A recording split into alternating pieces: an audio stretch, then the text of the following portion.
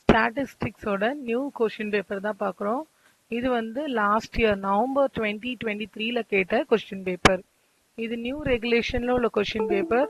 இதுக்கு முன்னாடி இதே கொஷின் பேப்பர் தான் இருந்திருக்கும் நமக்கு. பட் பேட்டர்ன் வந்த சப்ஜெக்ட் கோட் வந்து SP3AA இந்த சப்ஜெக்ட் கோட்ல இருந்திருக்கும். அண்ட் நியூ சப்ஜெக்ட் கோடுன்றது நம்மளோட ரைட் ஹேண்ட் சைடில் கொடுத்துருக்காங்கல்ல இந்த பாக்ஸ், இதுதான் நம்மளோட new subject code. 2 mark questions தான் இந்த வீடியோவில் பார்க்க போகிறோம். What is complete enumeration? Complete எனுமரேஷன்றது சென்சஸ் சர்வேயோட இன்னொரு நேம் தான் கம்ப்ளீட் எனுமரேஷன். நமக்கு வந்து சர்வே இருக்கு, டைப்ஸ் ஆஃப் சர்வே இருக்கு. இதுல சென்சஸ் சர்வேயோட இன்னொரு நேம் தான் கம்ப்ளீட் எனுமரேஷன். சென்சஸ் சர்வேன்றது 10 இயர்ஸ்க்கு ஒன்ஸ் எல்லா பாப்புலேஷனையும் இண்டிவிஜுவலா மீட் பண்ணி எடுக்கிற சர்வேயோட நேம் தான் census survey. Second question, define scale data. So கொடுத்துருக்கிற கொஸ்டினுக்கு 2 லைன்ஸ் இல்லை 3 லைன்ஸ் வர மாதிரி நம்ம எழுதினா போதும். ஏன்னா இதெல்லாம் நமக்கு 2 மார்க். ரொம்ப டிஸ்கிரிப்டிவா எழுதணும்னு அவசியம் கிடையாது. Second question, define scale data. Scale டேட்டான்றது ஒரு கண்டினியூஸ் ஸ்கேல்ல இருக்கிற டேட்டாவை மெஷர் பண்றது தான் ஸ்கேல் டேட்டா. ஃபார் எக்ஸாம்பிள் 5லேருந்து 10 ஆர் 65 to 70 இது மாதிரி 2 கொடுக்கும்போது அந்த டேட்டா பேர் வந்து கண்டினியூஸ் டேட்டா, கண்டினியூஸ் ஸ்கேல். இந்த டேட்டாவை மெஷர் பண்றதுக்கு யூஸ் பண்றது தான் ஸ்கேல் டேட்டா.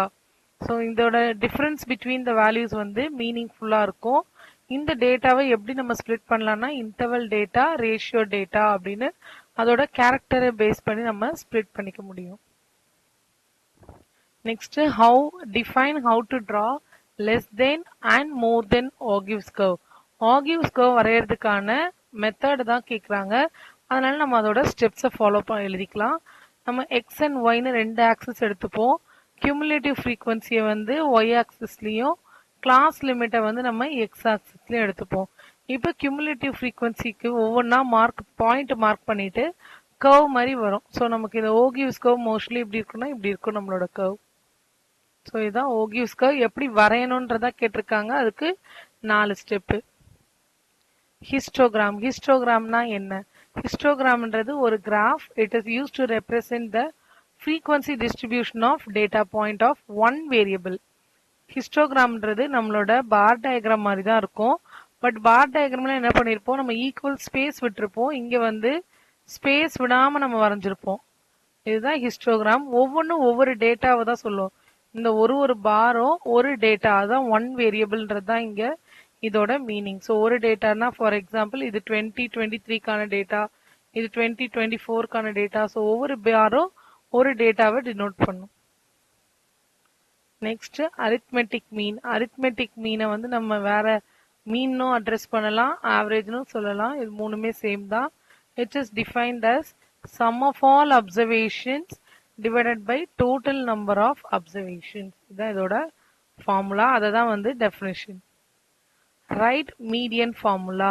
இங்க வந்து மீடியன் ஃபார்முலான்னு கேட்டிருக்காங்க. பட் இண்டிவிஜுவலா, டிஸ்கிரீட்டா, கண்டினியூஸான்னு கொடுக்கல. அதனால நாம வந்து என்ன பண்றோம், எல்லா ஃபார்முலாவையும் எழுதுறோம். இப்போ இண்டிவிஜுவல் டேட்டாவா இருந்தா அரேஞ்ச் பண்ணிட்டு இதை n+1/2ன்னு எடுத்துக்கலாம், இல்லைன்னா n/2 டேர்ம்னு எடுக்கலாம். அண்ட் அடுத்தது டிஸ்கிரீட் சீரீஸ்க்கும் அதே தான். மீடியன் கிளாஸ் எடுப்போம். இது பேர் மீடியன் கிளாஸ். கண்டினியூஸ்ல வரும்போது ஃபர்ஸ்ட் மீடியன் கிளாஸ் எங்க இருக்குன்னு பார்த்துட்டு அதுக்கப்புறமா மீடியன். இந்த 3ல ஒரு ஃபார்முலா எழுதினாலும் ஓகே, இல்லை 3 ஃபார்முலா எழுதினாலும் ஓகே. Next, range. ரேஞ்சுன்றது set, it's give data set. அந்த டேட்டா செட்டோட difference between highest and lowest value, அதான் ரேஞ்ச். Quartile deviation. குவார்டைல் டீவியேஷன்றது half of the difference between upper and lower quartile. So இது நம்மளோட value ஏபின்னு எடுத்துக்கலாம். இதோட எக்ஸாக்ட் மிடில் பாயிண்ட்ன்றது மீடியன். ஃபர்ஸ்ட் குவார்டர்ல வர்றது ஃபர்ஸ்ட் குவார்டைல், செகண்ட் பார்ட்ல வர்றது தேர்ட் குவார்டைல். இதான் குவார்டைல். இதோட ரெண்டுத்துக்குமான டிஃபரன்ஸ் தான் Q1 Q3க்கான டிஃபரன்ஸ் தான் quartile deviation. Simple correlation. Simple correlationன்றது it is a relationship between two variables x and y. அதான் simple correlation. Mention the use of scatter diagram. இதே கொஸ்டினை இன்னொரு கொஸ்டின் பேப்பர்ல ஸ்கேட்டர் டயக்ராம்க்கு பதிலா ஸ்கேட்டர் பிளாட்ஸ்ன்னு கேட்டிருக்காங்க. ரெண்டும் ஒன்று தான். ஸ்கேட்டர் டயக்ராம் அப்படின்றது எதுக்கு யூஸ் பண்றாங்கன்னா to show the relationship between two variables. So பார்த்தோன்னே தெரிஞ்சுக்கிற மாதிரி நமக்கு ஒரு கிராஃப்ல டினோட் பண்றது தான் scatter diagram. Next standard deviation. Standard டீவியேஷனோட notation sigma. It is use to measure how dispersed the data is in the relation. So இந்த மீன்லேருந்து எவ்வளோ தூரம் அது டிஸ்பர்ஸ் ஆயிருக்குன்றதை பார்க்கறதுக்கு தான் ஸ்டாண்டர்ட் டீவியேஷன்.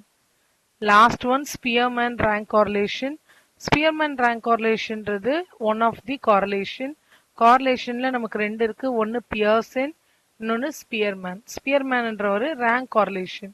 இது எதுக்காக யூஸ் பண்றாங்கன்னா to measure the strength and association or relation between two ranked variables. இது கூட சேர்த்து நீங்க ஃபார்முலாவே எழுதலாம். Rho equal to 1 minus 6 into summation d square by n cube minus n. இது வந்து ரேங்க்ஸ் இல்லைன்னா